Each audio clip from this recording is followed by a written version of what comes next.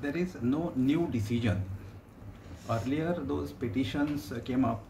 Those petitions are disposed of with a direction to central government to decide those matters in terms of the previous circular.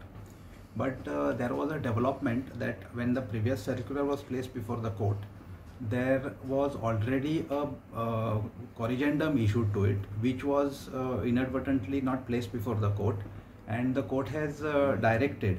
But now the new circular which is come, which is actually the first one only, which is slightly modified, and it very categorically says that those whose passports are revoked, that revocation order itself can be considered as surrender certificate, and it will be treated as such certificate, and OCI card that will be considered in that manner.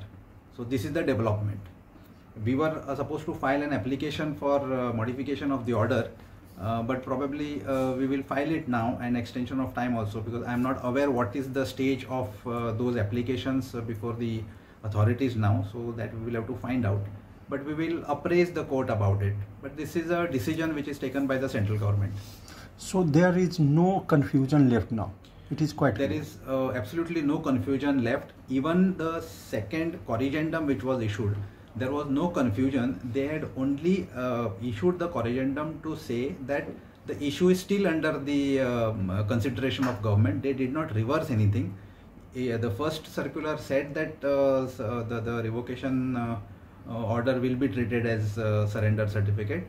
The fresh circular which is come now also says the same thing, but the corrigendum which was issued in between, it only said that the matter is still under consideration of the government, and now the government has considered and decided. So this circular will be applicable for all cases which will be placed before the government for OCI certificates, OCI cards. Thank you.